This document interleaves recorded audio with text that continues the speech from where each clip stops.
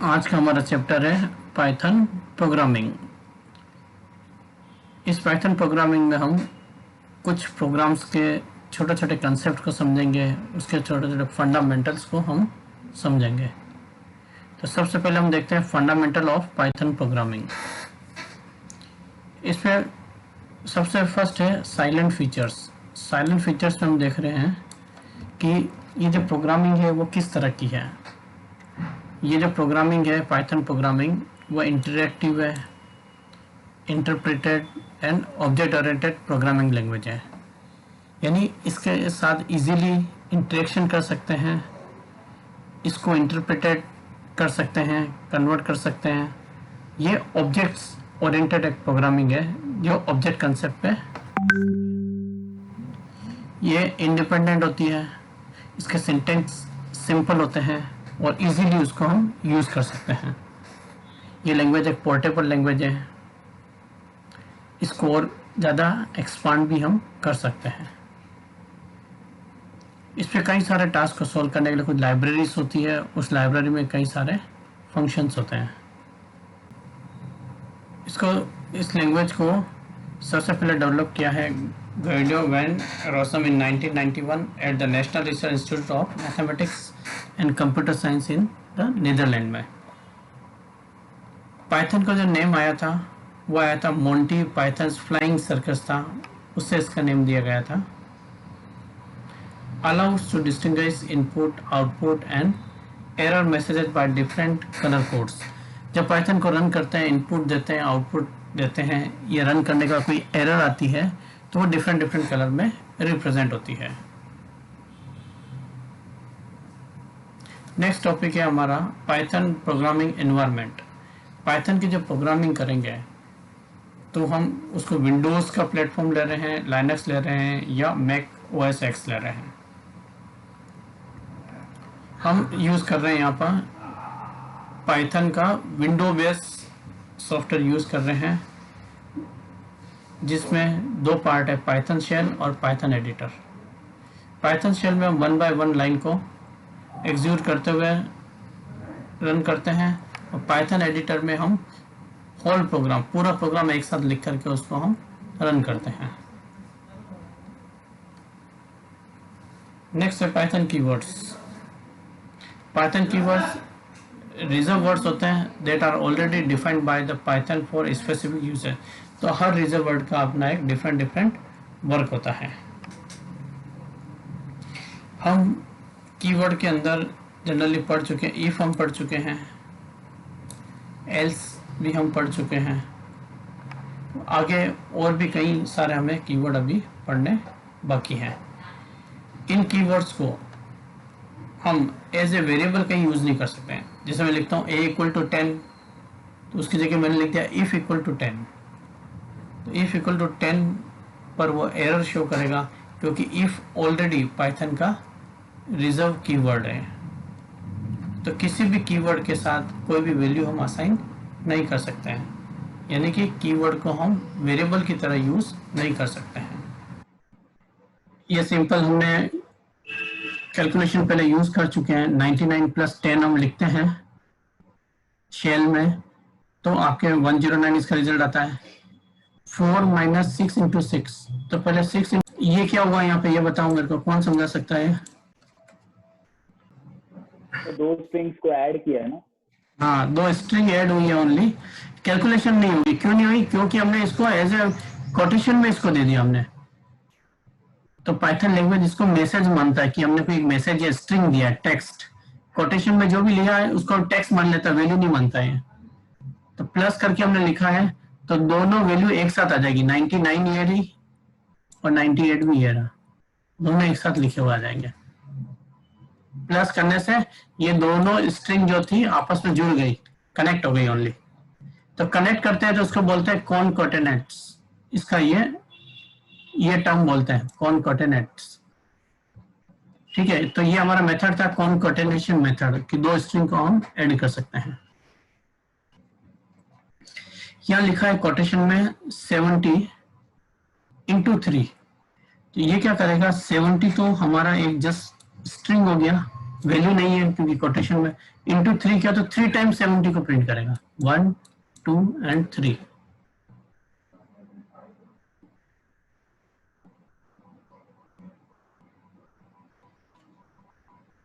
इसमें 2 into hello into 3, तो string तो मल्टीप्लाई नहीं होगी, नंबर नंबर मल्टीप्लाई हो जाएगा तो 6 हो गया। तो हेलो कितनी बार आ जाएगा, 6 times.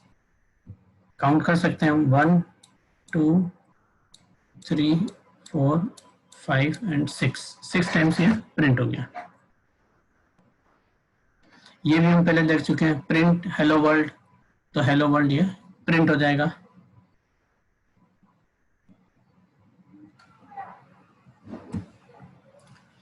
Names variables and assignment statements, जैसे पहले मैंने बताया था कि a इक्वल टू 10 हमने किया, जैसे a हमारा वेरिएबल है, 10 एक कांस्टेंट है,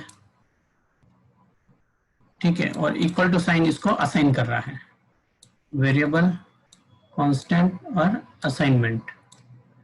तो a में असाइन किया है 10 को। इसी तरह से एग्जांपल दिया इसने, maths equal to 87 print maths, तो मैथ्स के अंदर क्या लिखा हुआ है 87, तो प्रिंट होगा 87। इस तरह के हम बहुत सारे एग्जांपल ऑलरेडी कर चुके हैं, इससे ज्यादा डिस्कस नहीं करूंगा इसको मैं।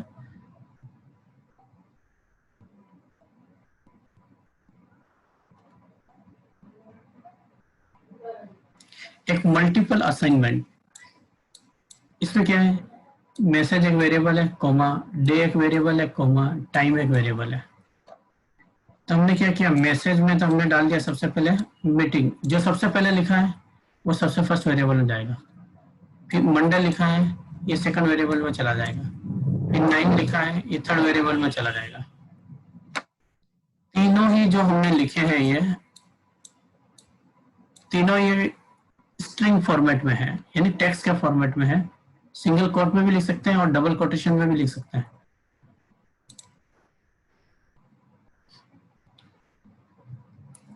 तो ये लिखने के बाद में करते हैं, तो मैसेज के प्लेस पे क्या प्रिंट होगा, मीटिंग, डे के प्लेस पे क्या प्रिंट होगा, मंडे, टाइम के प्लेस पे क्या प्रिंट होगा, 9।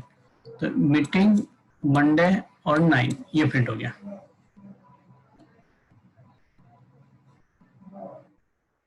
ये यहीं तक है, ये इससे रिलेटेड नहीं है, ये छोड़ देना अभी,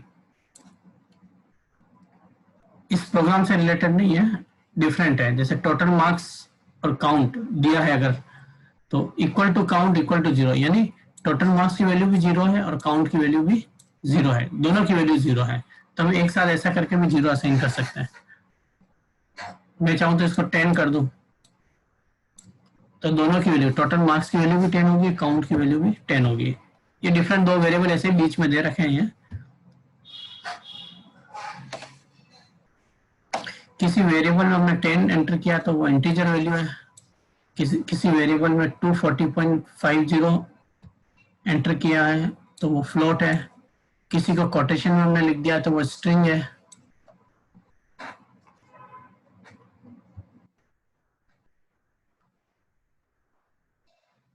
नंबर के अंदर 5 डाल रखा है तो इंटीजर मैनिपुलेशन है।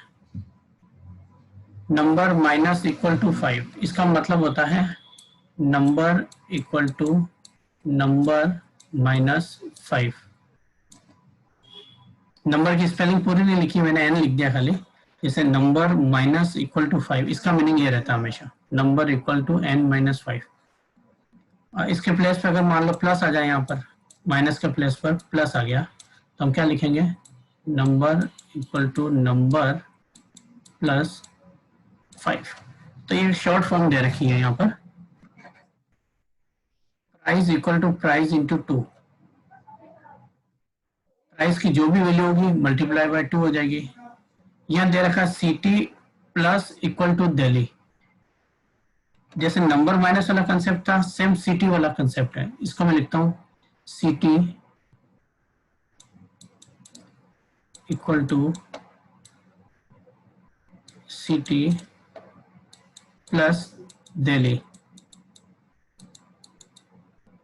दिल्ली लिख दिया यहाँ, जा डबल कोटेशन से बंद कर लो इसको।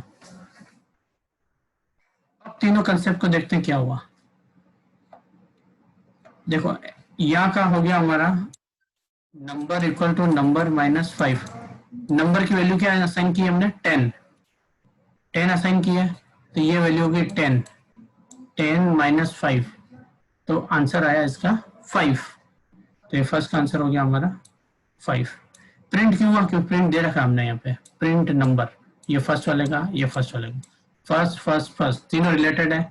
नंबर की वैल्यू 10 है, number equal to number minus 5 हो गया, 5 हो गया, देन प्रिंट नंबर, नंबर की प्रिंट कर दी तो 5 आ गया। इसी तरह से है प्राइस, प्राइस हम 240.50, इस प्राइस को मल्टीप्लाई बाय 2 किया और इस प्राइस को प्रिंट कर दिया, तो डबल हो जाएगी, ये डबल हो गई। नेक्स्ट है सिटी है मुंबई, ठीक है, तो हमने किया city equal to city plus Mumbai, तो यानी इधर आ जाते हैं, देखो सिटी प्लस मुंबई, सिटी की वैल्यू क्या है हमारी मुंबई, प्लस सेकंड दिल्ली है जो है ये, तो बीच में प्लस आ गया तो दोनों स्ट्रिंग आपस में ऐड हो जाएगी, मुंबई दिल्ली। देखो ये सिटी वाला हो गया, इस सिटी को यहाँ पे प्रिंट किया तो ये मुंबई दिल्ली, ये प्रिंट हो गया। ऑपरेटर्स इन पाइथन, पाइथन में जो ऑपरेटर्स हैं सबसे पहले है आपका अर्थमेटिक ऑपरेटर्स।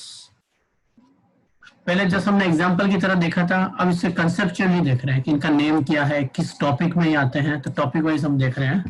प्रिंट, ये तो मैसेज है जस्ट, इस पे आप ध्यान मत देना, इधर रेड वाले जो भी है ये जस्ट मैसेज है, ऐसे कैसे प्रिंट हो गए, कैलकुलेशन तो इस पे हो रही है। 18 + 5 ये हुआ तो 23 इसका रिजल्ट आया, और 18 + 5 जो लिखा था मैसेज था, मैसेज की तरह आ गया सेम। 18 - 5 13 हो गया, 18 × 5 90, 27 / 5 तो डेसिमल में आ गया 27, फिर ये आपका है डबल इन्होंने लगा रखा है, ये इंटीजर डिवीजन है, ये वाला पार्ट है, इंटीजर डिवीजन बोलते हैं, डबल बार इन्होंने डिवाइड किया, इसको बोलते हैं इंटीजर डिवीजन। डबल अगर लगा देते हैं तो वो डेसिमल पार्ट को शो नहीं करता है, जैसे ऊपर वाला ये और ये दोनों सेम है, ऊपर वाले में 5.4 आ रहा है, इसमें 5 आ रहा है, तो ये 0.4 को रिमूव कर देता है, केवल इंटीजर पार्ट को ही प्रिंट करेगा, इसलिए इसका नेम दिया है इंटीजर डिवीजन।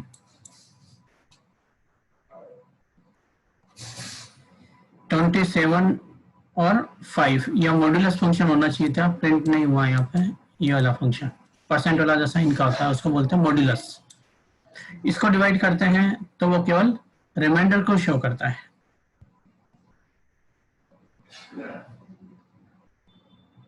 जैसे हमने इसको डिवाइड किया 5 5 या 25, तो 2 रिमाइंडर बच जाएगा, तो रिमाइंडर को ये शो कर रहा है।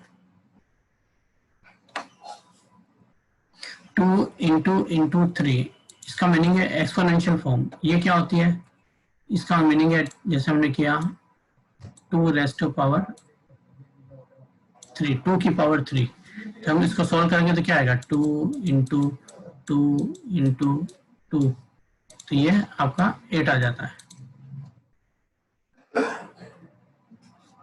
तो यहाँ 8 रिजल्ट आ गया। ये माइनस में 2 है, 2 की 2⁻³ -2 × -2 तो माइनस का 8 आएगा। जैसे मैथ्स में हमारा बोर्ड मास का रूल होता है, उसी तरह से इस अर्थमेटिक ऑपरेटर्स के भी कुछ रूल्स होते हैं कि कौन सा पहले कैलकुलेट होगा, उसको बोलते हैं हम precedence of arithmetic operators. Parenthesis सबसे पहले सॉल्व होंगे, फिर इसके बाद पावर वाली फॉर्म सॉल्व होगी, फिर माइनस नेगेशन वाला point, division, double division, multiplication और मॉड्यूलस फंक्शन रिमाइंडर वाला, फिर इसके बाद एडिशन एंड सब्ट्रैक्शन, ये यूज होगा। कुछ रिलेशनल ऑपरेटर दे रखे हैं, पहले हमने लिया था वो कौन सा ऑपरेटर था, अर्थमेटिक, अब है relational operator. Use for comparing 2 expressions and yield true और फॉल्स। 2 एक्सप्रेशन को हम इसमें कंपेयर करते हैं और उसका रिजल्ट ट्रू और फॉल्स में आता है। इसमें इस तरह से देखते हैं, जैसे 23 इज लेस देन 25, तो कंडीशन तो ट्रू है कि 23 हमारा लेस है और ये ग्रेटर है। इस कंडीशन के अकॉर्डिंग ठीक है कि 23 लेस है 25 से, तो इसका रिजल्ट आएगा ट्रू। 23 ग्रेटर देन 25, ये कंडीशन यहाँ फॉल्स है कि 23 ग्रेटर नहीं हो सकता 25 से, तो इसका रिजल्ट आएगा फॉल्स में। तो इस तरह से ग्रेटर देन लेस देन के कुछ रिलेशंस होते हैं नंबर्स के साथ में, तो इनको हम इस तरह से लिख सकते हैं, less than, greater than, less than और इक्वल टू। 23 लेस देन 23 ये तो नहीं है, लेकिन 23 इक्वल टू 23, तो लेस देन इक्वल टू दे रखा है, तो ये इक्वल वाले इक्वल तो ही है, तो ये ट्रू को रिप्रेजेंट करेगा। यहाँ सॉल्व करते हैं 23 माइनस 2.5, 23 में से चलो हम थे यहाँ पर 23 लेस देन इक्वल टू 23, यानी 23 से लेस तो नहीं है बट इक्वल तो है, तो ये कंडीशन ट्रू होगी क्योंकि लेस देन इक्वल टू लिखा है, तो ये ट्रू हो जाती है कंडीशन। नेक्स्ट है 23 माइनस 2.5, 23 में से अगर 2 माइनस करते हैं तो 21 और 0.5 में माइनस करते हैं 20.5, 20.5 ग्रेटर देन 20, तो ये कंडीशन भी हमारी ट्रू है, तो इसका रिजल्ट भी आएगा ट्रू में। यहाँ लिखा है 23 इक्वल टू 25, तो ये इसके इक्वल नहीं है, ये कंपेयर कर रहे हैं यहाँ पर, ये ध्यान रखना।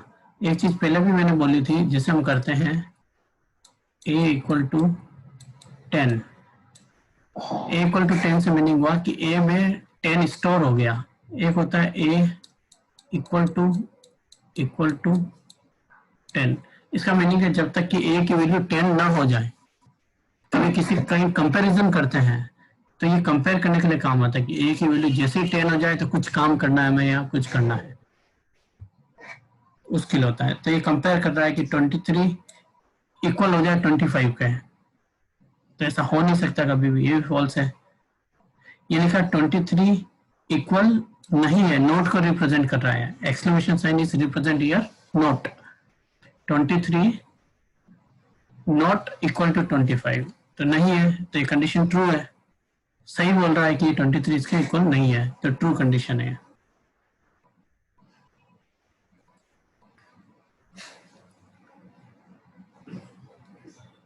तो ये रिलेशनल ऑपरेटर में और एग्जांपल दे रखे हैं यहाँ पे,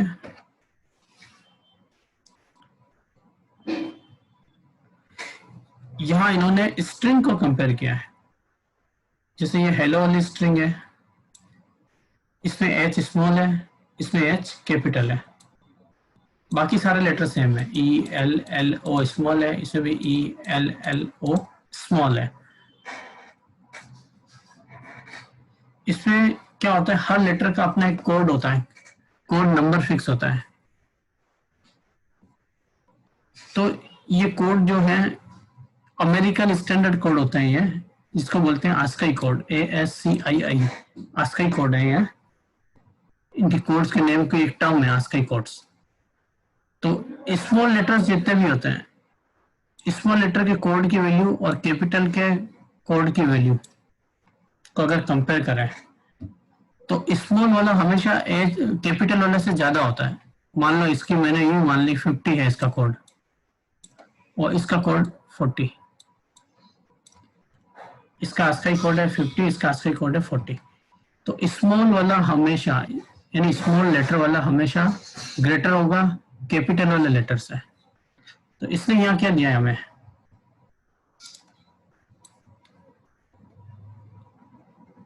इसने यहाँ हमें दिया है स्मॉल वाला लेस है ग्रेटर वाले से, तो कंडीशन यहाँ पे फॉल्स हो जाती है।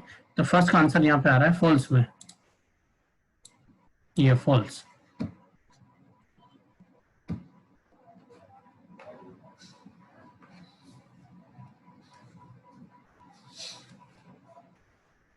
और इसमें कंपेयर करें हम HIHELLO, ठीक है। अब स्मॉल केस में अगर हम चलते हैं ऐसा, जैसे A B, स्मॉल केस में लिख रहा हूँ ABCD पूरी, C डी, ऐसे करते करते करते हम जेड तक पहुंच गए। ठीक है, तो इसमें जैसे से आगे बढ़ेंगे, मान लो इसकी वैल्यू मेरी 10, इसकी वैल्यू है 11, इसकी वैल्यू है 12, इसकी है 13। तो जैसे जैसे जेड तक पहुंचेंगे तो इनके नंबर्स इंक्रीज होते जाएंगे। ये नंबर में केवल एग्जांपल दे रहा हूँ, जस्ट इनके कोड फिक्स होते हैं। अब इसमें एच एच आ रहा है तो ये दोनों तो इक्वल होंगे, यहाँ आई आ रहा है और यहाँ ई आ रहा है, तो आई तो हमेशा ई के बाद में आता है क्योंकि ई तो पहले ही आ गया, आई बाद में आएगा। तो बाद वाला लेटर क्या होगा, पहले वाले लेटर से ग्रेटर होगा इसका कोड। तो हाई वाला जो होगा इसका पूरा हाई, और इसको कंपेयर करें, दो लेटर ही कंपेयर होंगे क्योंकि इधर दो लिखे थे, दो ही कंपेयर होंगे, इधर तीन होते थे, इधर तीन, इस तरह से। तो हाई वाला हमेशा ग्रेटर होगा ही वाले से, हेलो का ही से, तो ये ट्रू आएगा।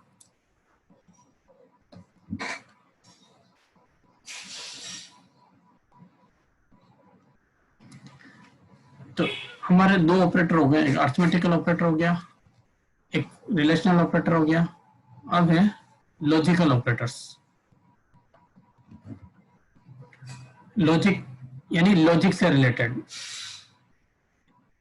इनके आंसर भी ट्रू और फॉल्स में हो सकते हैं। ठीक है, the logical operator not and और यानी इसमें होता है एक नॉट वाला होता है, एक एंड होता है और एक और होता है। तीन लॉजिकल ऑपरेटर्स होते हैं यहाँ पे, ये तीनों यहाँ दे रखे हैं। ट्रू और फॉल्स में इनके रिजल्ट आते हैं। ट्रू फॉल्स जो होता है उसको हम बुलियन वैल्यूज बोलते हैं। ट्रू फॉल्स वाली जो वैल्यूज हैं वो हमारे बुलियन वैल्यूज में वर्क करती है, एंड ये आइदर और, इसका रिजल्ट हमेशा ट्रू और फॉल्स में ही आता है। As compared to relational and arithmetical operators, logical operators have the least precedence level. Logical operators सबसे बाद में आते हैं, इनके कंपैरेटिवली रिलेशनल ऑपरेटर और अर्थमेटिक, इनकी प्रेफरेंस थोड़ी ऊपर रहती है इसकी, और लॉजिकल की प्रेफरेंस थोड़ी नीचे रहती है। अब इसको कैसे कंपेयर करेंगे,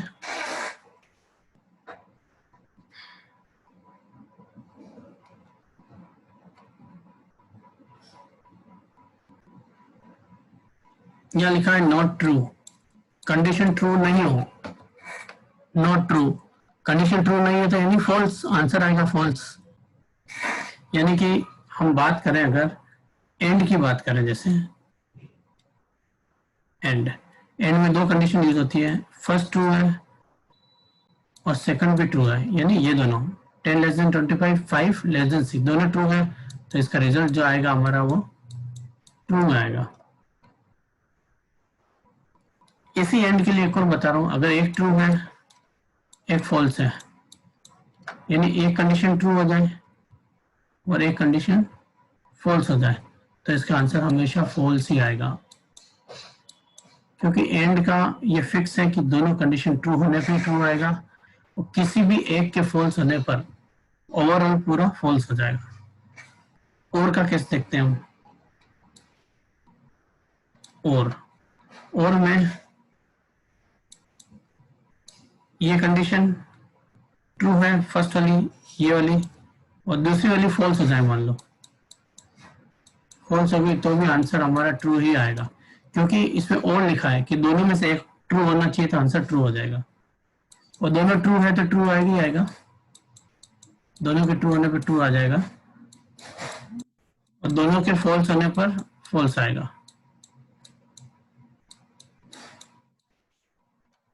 हमें समझ आ गया कि अगर एंड कंडीशन लें तो एंड में कोई सा भी एक फॉल्स आएगा तो सारी कंडीशन फॉल्स हो जाएगी एंड की, और वाले में कोई भी एक कंडीशन ट्रू हुई तो हमारा रिजल्ट ट्रू होगा, और फॉल्स के केस में दोनों फॉल्स होना जरूरी है।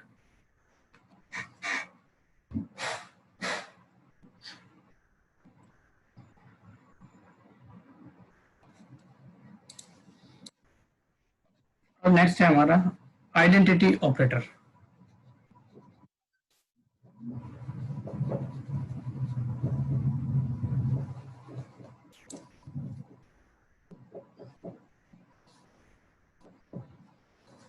इसमें पहले हम देख लेते हैं। n की वैल्यू 10 दे रखी है यहाँ पर, v की वैल्यू भी 10 दे रखी है।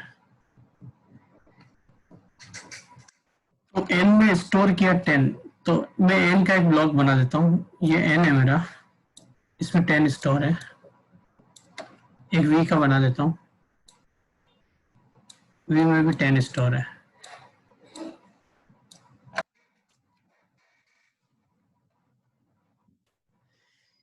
इसमें जो भी स्टोरेज होता है उसका अपना एड्रेस होता है खुद का। ये जैसे सेल बनी है, ये मेरा एक मकान है, इस मकान में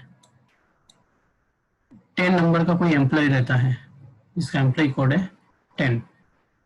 तो उसका कोई ना कोई मकान नंबर होगा, तो उसका मकान नंबर इस तरह से हो गया, मान लो 1916, कुछ भी कोड हो सकता है, कोई भी कोड हम ले सकते हैं इसमें। इस तरह से v है, v का भी अपना कोई कोड हो सकता है, सेम भी हो सकता है और डिफरेंट भी हो सकता है।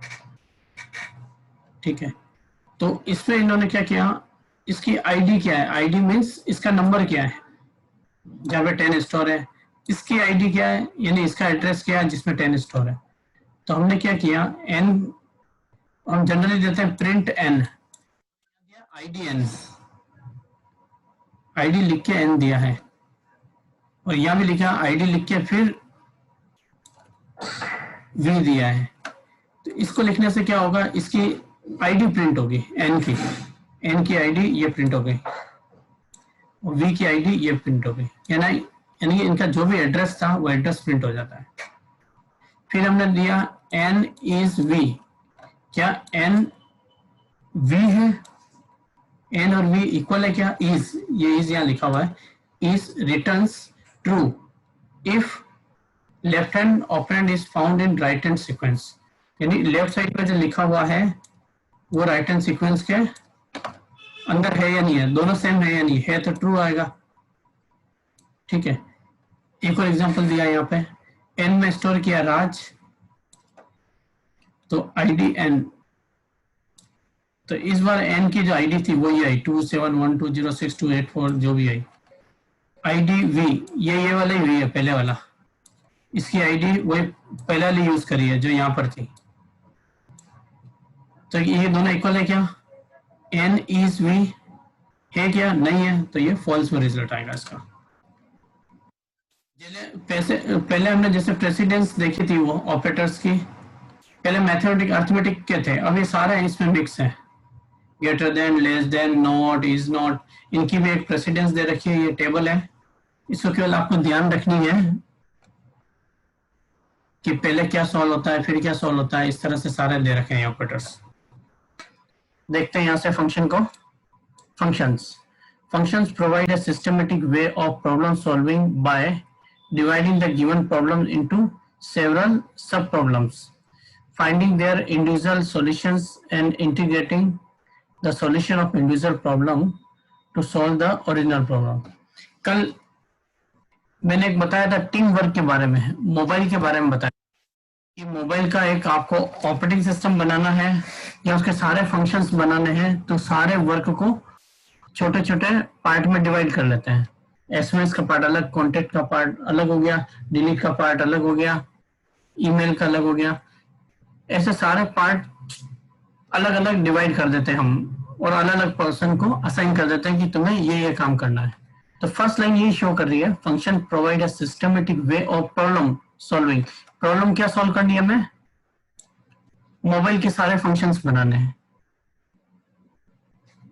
Problem solving by dividing the given problem into several sub problems, छोटे छोटे पार्ट में हमने डिवाइड कर दिए, उसको बोलते हैं sub problem. Finding their individual solutions, सब अपना अपना इंडिविजुअल सॉल्यूशन फाइंड आउट कर लेंगे, and integrating the solution of individual problem to solve the original problem. फिर अगर वो सब पर्सन, एसएमएस की प्रॉब्लम सॉल्व होगी, पूरा प्रोग्राम उसने बना लिया, ईमेल वाली प्रॉब्लम सॉल्व होगी पूरी, उसने पूरा प्रोग्राम बना लिया, उन सभी को सॉल्यूशंस को इंटीग्रेट कर देते हैं, मतलब उनको मिक्स करके एक ओरिजिनल जो मेन प्रॉब्लम थी वहां पहुंच जाते हैं। इसलिए यह प्रॉब्लम दे दिया, लेकिन हमारे लिए तो एक्चुअली सॉल्यूशन है ये, इसने प्रॉब्लम वर्ड से डेफिनेशन दी है यहाँ पर यानी कोई भी प्रोग्राम है जो हम सॉल्व कर रहे हैं, काफी लार्ज प्रोग्राम है, लार्ज प्रोग्राम मेरा है मोबाइल पूरा, उसका छोटे छोटे सब डिवीजन करके छोटे छोटे पार्ट में डिवाइड कर दिया है। जब छोटे छोटे सारे पार्ट हर पर्सन बना लेता है तो सारे पार्ट को मिक्स करके एक पूरा हमारा मोबाइल का फंक्शन बना दिया जाता है। तो मोबाइल का जो सारे फंक्शन को एक नेम दे दिया ओरिजिनल प्रॉब्लम करके। This approach to problem solving is called step wise refinement method और मॉड्यूलर अप्रोच। ये मॉड्यूलर अप्रोच भी कहलाती है। जैसे बिल्ट इन फंक्शन, ये बिल्ट इन फंक्शन है हमारा जो पहले से बनाए बनाए कंप्यूटर में पड़े हुए हैं। कंप्यूटर मीन्स पाइथन के अंदर लाइब्रेरी में पड़े हुए हैं। लाइब्रेरी के अंदर कई सारे फंक्शन है, जैसे स्ट्रिंग फंक्शन है, इंटीजर फंक्शन है, ये दो यहाँ दे रखे हैं। जैसे मैंने लिखा str स्ट्रिंग और ब्रैकेट में लिख दिया 1 2 3। 1 2 3 हमारा इंटीजर नंबर है, लेकिन इसका जैसे आंसर आया तो क्या बन गया, स्ट्रिंग बन गया, क्योंकि हमने कमांड दिया कि जो भी वैल्यू ब्रैकेट में लिखी है वो स्ट्रिंग बन जाए। तो जैसे आउटपुट आया था कोटेशन लगा हुआ अपने आप आ गया, तो ये स्ट्रिंग में कन्वर्ट हो गया। इसी तरह से इंट क्या कर रहा है 2 3 4, ये स्ट्रिंग वाला नंबर है, स्ट्रिंग में शो कर रखा है। इसको जैसे ही रन करते हैं या एंटर करते हैं हम तो 234 इंटीजर में कन्वर्ट हो गया। सेम एज इट इज एक नंबर और लिखा है, ये फ्लोट है। डेसिमल वाले जितने भी नंबर होते हैं वो सारे फ्लोट कहलाते हैं। नंबर तो फ्लोट है लेकिन बाहर लिखा है इंट, तो ये इंटीजर में कन्वर्ट हो गया। इंटीजर मीन्स 0.8 जो था यहाँ पर वो रिमूव हो गया, क्योंकि इंटीजर में डेसिमल नहीं होता है, तो फ्लोट का डेसिमल पॉइंट वो रिमूव कर देता है। तो इस तरह से हम कन्वर्ट कर सकते हैं किसी को भी। हमने क्या क्या कन्वर्जन किया यहाँ पर, integer to string, string to integer और फ्लोट टू इंटीजर, ये कन्वर्जन हो गया हमारे। तो इस तरह से ये टाइप कन्वर्जन दे रखे हैं, इंटीजर, फ्लोट और स्ट्रिंग।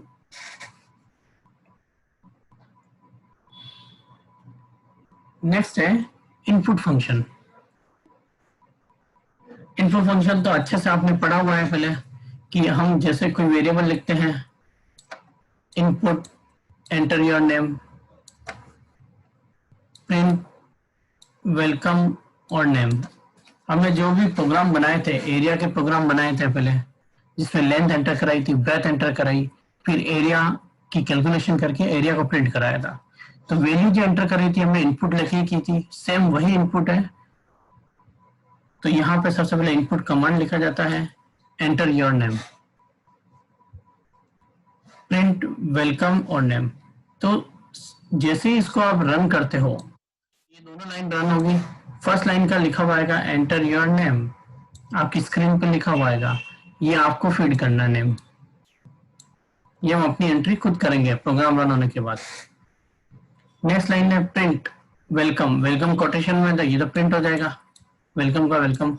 और नेम, नेम में हमारा क्या पड़ा है, इस वाले नेम में हमने लिखा है योगेश, तो इसके आगे योगेश प्रिंट हो जाएगा, क्योंकि इस नेम वेरिएबल में हमने स्टोर कर दिया।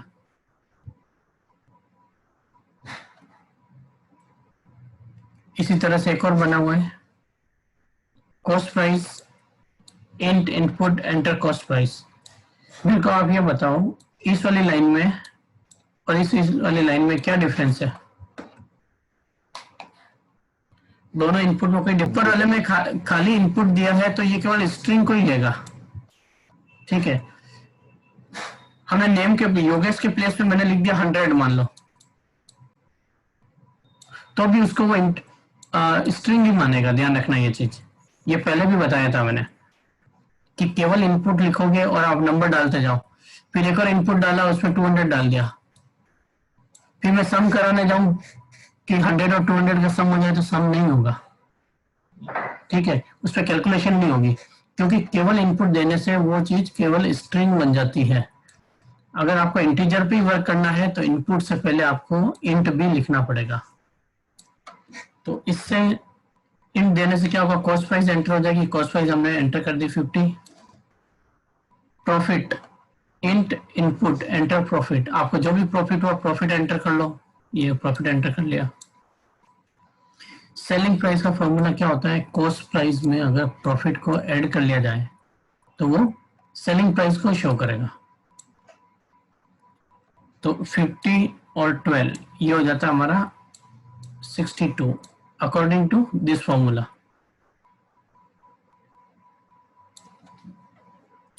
अब प्रिंट में प्रिंट सेलिंग प्राइस मैसेज है, ऐसा कैसा मैसेज आएगा, कॉमा लगाने के बाद सेलिंग प्राइस हमारा क्या है, वेरिएबल है।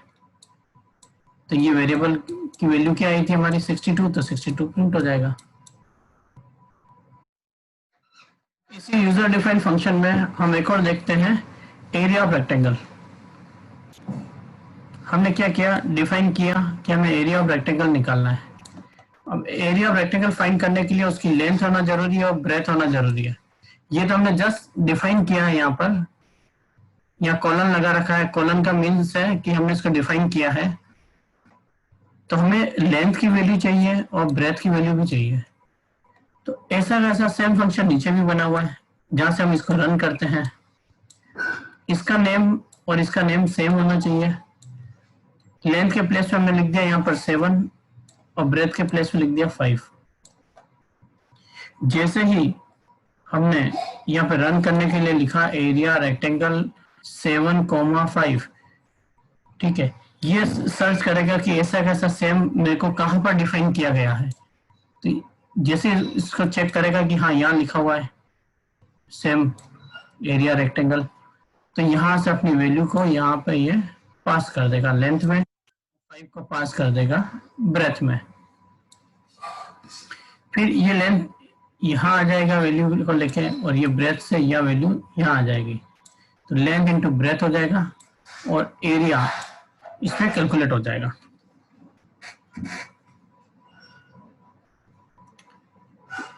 तो लेंथ और ब्रेथ की जो भी कैलकुलेशन होगी सारी रिटर्न होके कहाँ चली जाएगी, एरिया के अंदर। तो एक रिटर्न वर्ड और लिखना पड़ता है हमें, ये जब भी कैलकुलेशन का पार्ट हो उस फॉर्मूला के जस्ट नीचे हम लिखते हैं रिटर्न एरिया, वो एरिया को रिटर्न करता है।